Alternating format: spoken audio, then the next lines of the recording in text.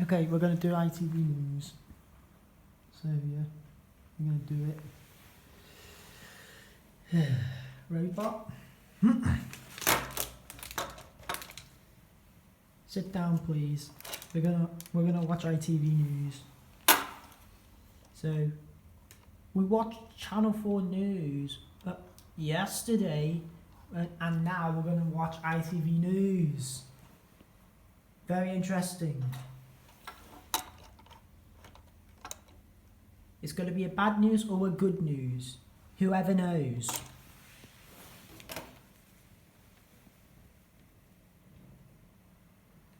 We've seen 800 drones and many missiles, even into the main government building in Kiev. So this is clear evidence that Russia is at this moment not preparing for peace talks. There is not one press on one button which would end this whole war. But I do know you can only end a war with the involvement of the Americans. I'm happy and glad that President Trump started to have the dialogue with Putin. He was the only one who could do that.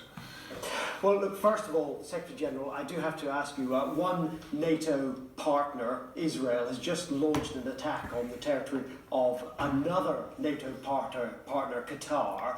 This is destabilising, isn't it? Well, I understand the question, and I can tell you that, of course, I'm following all these developments closely, and many allies are navigating that crisis. We, of course, we all want the fighting to stop and the hostages to be released. But you also have to understand, as Secretary General of NATO, I really have to concentrate on the Euro-Atlantic, US, Europe, making sure we can defend ourselves against the Russians, taking note of what the Chinese are doing in terms of ramping up their defense industrial production. And then the Far East is really a bit far away, so I should not comment. So what happens there doesn't have an impact on NATO members? It's far enough away? Well, probably on individual NATO allies, of course, are very much involved in all of this, and they might even hold different views. I mean, you see it in the EU, you might see it in NATO, but we don't discuss this in NATO, because NATO is not a foreign policy organization like the EU is. So NATO is really concentrating on its core task, which is to keep NATO territory and its 1 billion citizens safe. Okay, talking about what NATO has got to do and the war in Ukraine, I mean, although there have been peace talks with President Putin, nothing that Russia is doing has changed, has it?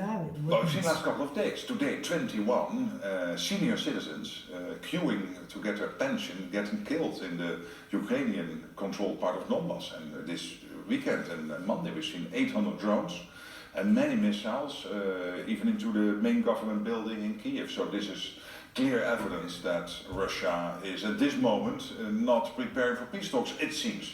At the same time, I'm happy and glad that President Trump started to have the dialogue with Putin. He was the only one who could do that. And at the same time, he was able to get NATO to commit to 5% defense spending, which is a clear signal to the Russians that we are serious. But President Putin only comes to the table whenever President Trump threatens some sort of economic sanctions. They have a few talks, and then Putin goes back and does what he was doing anyway. Well, let's agree there is not one press on one button which would end this whole war. But I do know you can only end a war with the involvement of the Americans, and particularly with this president, who is personally very motivated to end the bloodshed. Do you think he's making progress? I think he is. The fact that he was able to get Putin to Alaska, that they were sitting down, that he was going to test him. We had very successful follow-up talks in Washington with the European leaders. I was myself there on Monday after that meeting in Alaska, but clearly this has not solved it. But we never assumed, I think also President Trump did not assume that with one meeting he would solve this crisis. And this terrible war, which was unprovoked by Ukraine. But the fact that he did, and the next step was putting, of course, clearly saying, hey, if necessary, I want to do more. He already had put secondary sanctions on India. This is all clearly evidence that he is willing to do what is necessary to get this done. And that includes supporting a reassurance force in Ukraine. Many NATO members are ready to contribute to that, but President Putin has said that he won't accept it. Should we get to that point, should NATO troops be on the ground in Ukraine and they are attacked by the Russians, would that be an Article 5 moment? Well, it will not be NATO in Ukraine, but it might be individual allies, as you know, and the leadership of Keir Starmer, the Prime Minister here, and President Emmanuel Macron of France, European countries and other partners have come together to discuss what these security guarantees might look like. And there was always the assumption that you can only make it real strong if there is a US involvement. And President Trump said now, I think it was 4 weeks ago, before going into Alaska, hey, I want to get involved. The US will be getting involved. So that debate, that discussion is now taking place, what that involvement will be. And we have to hammer that out. And that means for Zelensky that he knows, if I sit down with Putin, I'm secure, because Putin will not try again to invade Ukraine. And that will also help to get peace talks going. Again, evidence of President Trump making step-by-step progress. But those troops might not be there as a NATO force, but they are from NATO members. So would that trigger Article 5 if they were attacked on Ukrainian soil? Well, Article 5, we never talk about Article 5, when that is triggered or not, because we don't want to make the Russians any wiser than they think they are. And they are not that wise, I can assure you. But it's clear that for Ukraine to be able to come to a deal somehow on a long-term ceasefire / a full peace deal with Russia, Zelensky has to know that other than what happened after Minsk in 2014, 2015, other than what happened after the Budapest Memorandum, that these security guarantees are strong and that Putin will not ever in his lifetime try to test them. Oh, great. This is going to be a long advert. Get 25% off your first grocery shop at the best online-only supermarket, plus 3 months free delivery. What are you going to do about that? Ocado. Life delivered. What's next? At Currys, we help Oh you my understand God. energy-efficient tech. LG VX70 AI direct drive model with 0.314 kilowatt-hour cycle. It means it uses AI technology to choose the perfect wash, protecting your clothes and saving energy. I was watching that. Telepathy uses less energy than talking. I was watching ITV News. Washing machine? Absolutely nothing. She's good. Well, Energy efficiency made easy. With delivery, installation, now I and can't skip recycling the for ad. around I have to £35. watch it now. Currys beyond expectations. Taking the very broad view of European security, many are concerned that international migration is being exploited and used by Europe's enemies. I mean, President Putin has threatened to use it. Do you think that that is happening and that is part of what we're seeing? It has happened sometimes. We have seen a couple of years ago people crossing from Belarus and also directly into Finland from Russia. But it was a couple of years ago, some time ago. At this moment, we see that the overall number of migrants getting into Europe is coming down. I think this year is 25% down, also because of the more stable, somewhat more stable situation in Syria.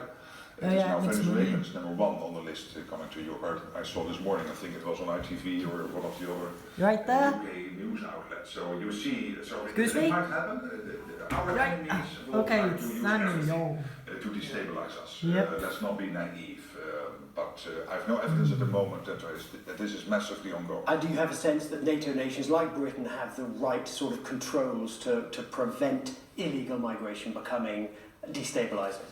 Well, you know, the problem, of course, for national governments is that illegal migration is taking place, whether it is fueled by our adversaries or whether it is taking place in itself, because we have, for example, many economic migrants who want to improve their lives and try to get to the UK or to the Netherlands, my country. And of course, what you want is a system where people really trying to get away from war situations, you somehow want to give them a home. But these numbers have to be limited. But here I'm talking as a politician, a centre-right politician, so I have a view on this. And I think there are limits to what you can do on migration. But from a NATO perspective, of course, we are very clearly looking whether this is being instrumentalized. And at the moment, this is not the number 1 on the list. What we see now Russia doing is hybrid attacks.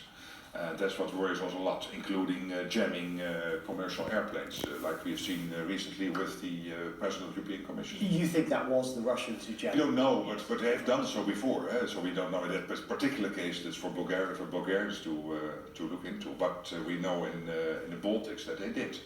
So they are up and they have attacked your health service. They have tried to assassinate people in Germany who are heavily involved in rearmament of Europe. So the Russians are willing to do a lot, and I can assure you that NATO is stepping up to make sure we can confront them on this. I do need to ask you about China. They held a huge military parade recently. Do you think that that Taiwan is likely to face Chinese military action soon, and especially given that the West is so focused on Ukraine and the Middle East? Well, first on that parade, it had nothing to do with military, it was a ballet.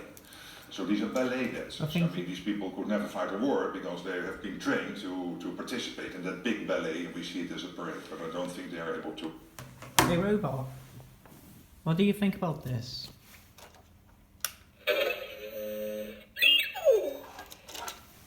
You can stand up for 1 minute, alright? And you have to sit back down.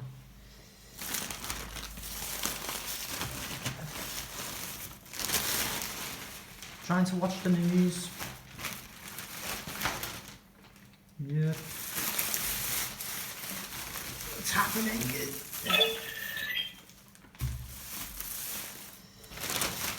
Do I see him anywhere? Ah.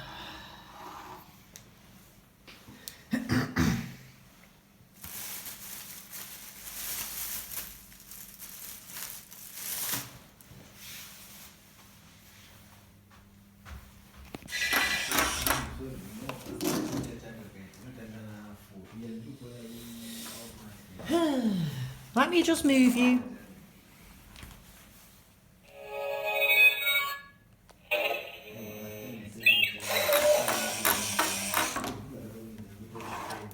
But only just once.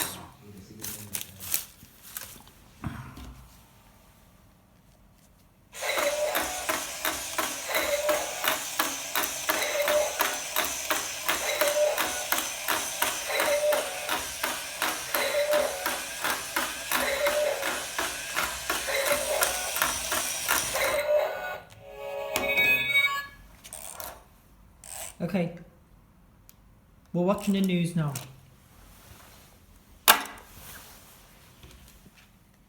All to come, and that's why I think we should not take it too seriously. But of course, China itself, we have to take very seriously because they are rapidly ramping up their defense production. They have now more Navy ships sailing than the US, and it's not there for future parades or ballets or whatever you call them. It's there to be used, and I know the US and others are very worried about Taiwan, and there is an increasing agreement between the US defense community and foreign policy experts and here in Europe and NATO that if China would move on Taiwan, it would probably not be limited to Taiwan. He probably would first call his junior partner in Moscow and ask him to get us busy here in Europe. So there is that risk, and that is why we have to stand ready. Why what your Prime Minister is doing, Starmer is crucial, spending more, making sure that the UK is strong, that the whole of NATO is strong, your deal with Norway, very important, the 10 billion in ships, which is also evidence of the defense dividend from your defense industrial production. I think that's all evidence that we need to more of that, and that type of leadership. Finally, at the NATO summit, you called Donald Trump Daddy. Do you Donald still Trump. call him that, or do you wish you had? I heard of him before. Phrased a little bit different. He had that morning been in quite a fight with an Iranian president and an Israeli prime minister about something which was happening at that moment. This was end of June.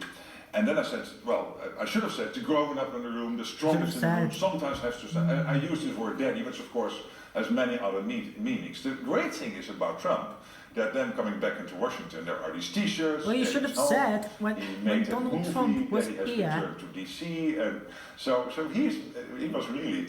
Let's go into this video. Marathon Boy Secret Concierge. Jack, it's Kimmy. It's my first. You? What? Hyper-fast, hyper-reliable, easy to switch, hyper-optic full-fiber broadband. I find it really upsetting and disturbing. The idea that people are trading There's the adverts remains of what everywhere. were people, now just putting them together in this jumbled mess, and they're just now objects to decorate Now it's people's homes. jumbled. Now, you can buy anything online, can't you? Well, you might be surprised to learn that you can buy a child's skull for thousands of pounds, or a wallet made of human skin. Yeah. And you may be amazed to learn it's not illegal. Well, why not? And is anything being done to stop this multi-million-pound industry? I'm Faye Barker, and this is what you need to know. I'm joined by our reporter Sam Holder and producer Lois Smith, who've been looking into the trade of human remains. And just a word of warning, you may find some of what we're going to talk about disturbing. Sam, I mean, how on earth is this allowed? There's no actual rules about selling human remains unless those remains are organs and other tissues that will be used for transplants. That is illegal. But selling bones and skulls and bits of skin that have been preserved, there's no rules on that. Stealing from a grave, breaking into a grave, disturbing remains, exhuming bones without permission, that is definitely illegal, very clearly a crime. But once those bones are out, because of a kind of strange technicality in the law which states that human remains can't really be owned, there's no specific rules about selling them afterwards. There's nothing specific set out. That is really quite complicated, and I guess a moral issue comes into it. I think most of us would feel quite shocked by this. But so where do they mostly come from, these human remains? You've mentioned some graveyards, but that's not the only place, is it? So it's interesting you say the word moral, ethical is something that comes up a lot. A lot of these sellers will claim that they are selling ethical human remains because the majority of what we see on sale are ex-medical skeletons. And so yeah, I know Italians make at the airports. Yeah. Want a high five? Hello. Oh, it's for both of you, alright? Yes. Hold on. Yep.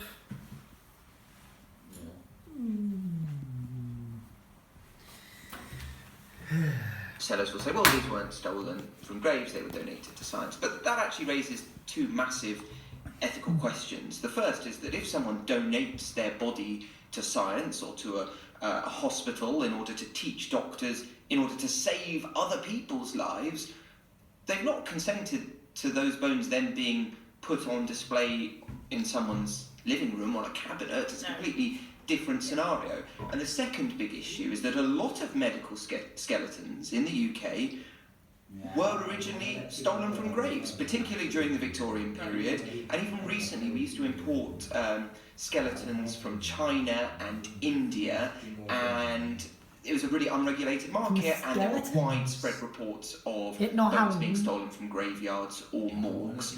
The other area that we briefly touched on before is that some of the human remains we are seeing advertised clearly have been dug up from underground. They've been buried. Perhaps they have a bit of skin still on them or hair, and you can tell from the coloration of the bones. Look, it's really disturbing, but this is actually happening. It's being sold on Facebook and Instagram. Even within the sellers online, this is considered less ethical. Skin, perhaps, is quite hard to come across. That generally is stolen from morgues and then sold online. But really, because this is a booming market, people are looking at different places to essentially get inventory. I went to a crypt in Kent and spoke to the warden that worked there, Bryn Hughes, after they were broken into. 21 skulls have been removed from the shelves down there.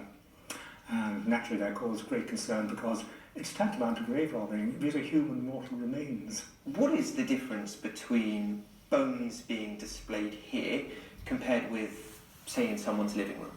The principal difference, I suppose, is that this is holy ground. This is within the church property.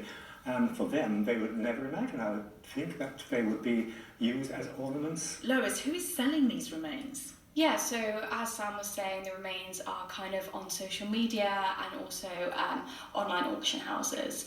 The people selling them are generally people who have an interest in these remains for some reason, whether they're these kind of almost death influencers.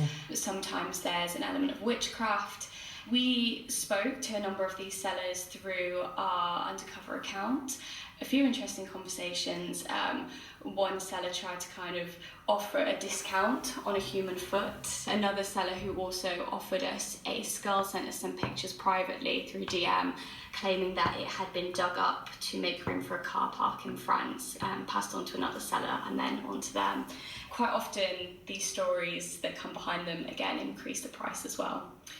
I mean, that sounds so extraordinary, but as part of this work, you did manage to buy some online to see, I guess, what would happen. I mean, they're not cheap, are they? The box that we bought was an assortment. We didn't know it was going to arrive. It was £100 and it came with 5 remains in there.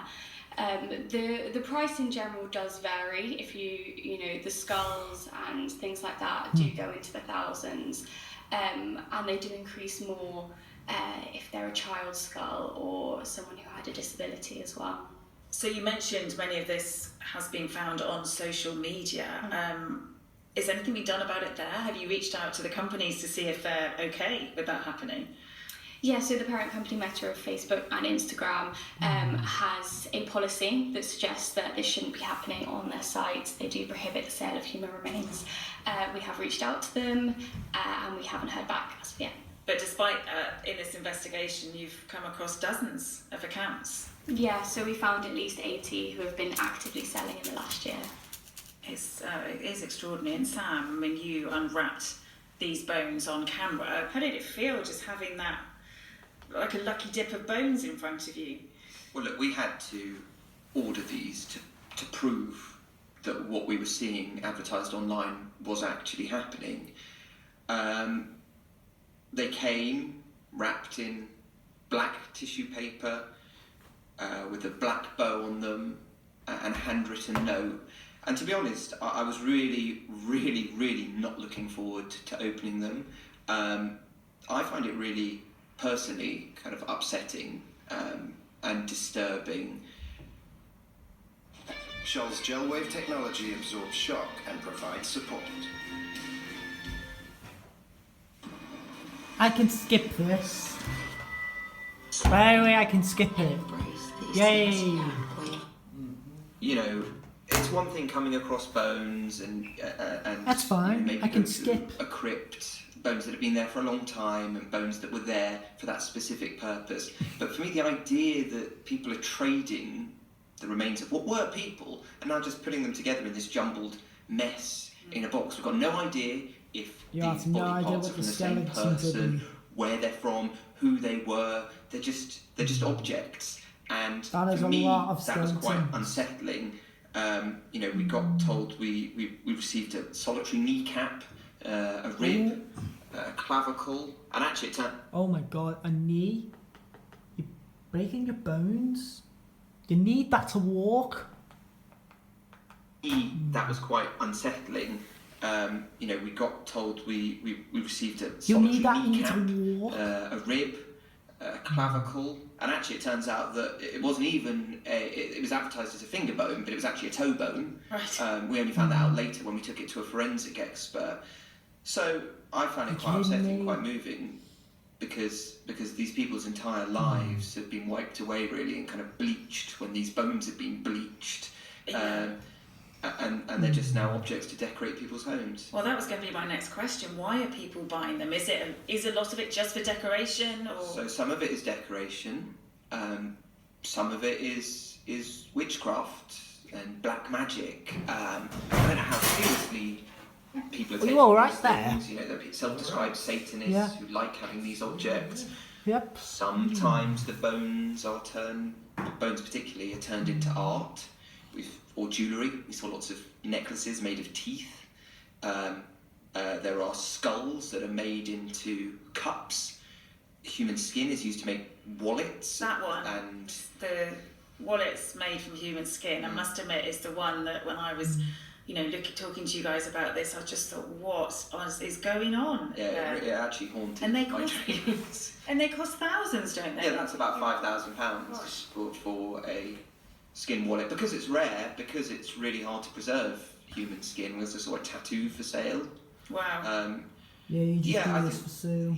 We don't like to generalise, but I would generalise that the vast majority of people in this country would probably find this quite an abhorrent trade, but there is a thriving and growing market for this. Something that would have been impossible to buy really before, like incredibly difficult to buy. You would have had to know someone selling these things.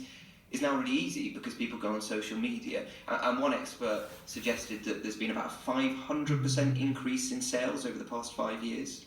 Wow, and as we said earlier, it's like you can get anything, can't you, online these days?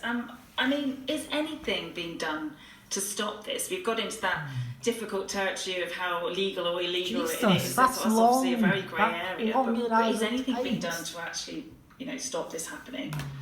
Well, we spoke with a group called Babeo, who Lois originally got into contact with. It was Lois who began Give me this a high investigation. five. They are a group of essentially bone experts and academics. They work in archaeology in all different fields, and they are calling for a change in the law which outright bans it. They make what seems like quite a logical point that the trade in ivory is regulated post-death. So once the elephant's been killed, even now the ivory can't be traded. They want to see something similar brought in for human remains. And it is surprising, Lois, isn't it, that hasn't already happened? I think most of us would just assume, well, you won't be allowed to do that. Of course you can't do that. And then it's like, oh, yeah, you can. Exactly. And I think because it's kind of online now, it's become so much more accessible. People are kind of starting to realise that actually this is a thing. And as Sam says, the popularity has just skyrocketed according to all the experts that we've spoken to. And I mean, as part of the investigation, we had to obviously check it out. You ordered those bones, and they've been looked at. They were genuine. I believe possibly from a medical skeleton, where they. Yeah. So when we spoke to the forensic expert, he suggested that the size, the texture of the bone, and also the fact that the vertebra had little holes drilled into it, which suggests that it was at some point a medical specimen, or he believes that it's most in line with that. But I suppose, as you've already said, if someone had donated their remains for medical research, you don't want it turning up in someone's post box. Big question now, what do we do with those remains now? We've sort of done this research, done the reports. What are the plans there? So we have spoken with an expert who doesn't want to be named, but that's fine, who has agreed to take the bones. And this is what normally happens, say, if a building project digs up some earth and finds some human skeletons in it. An archaeologist or another expert will come in and oversee it, and then they take the bones and either rebury them or store them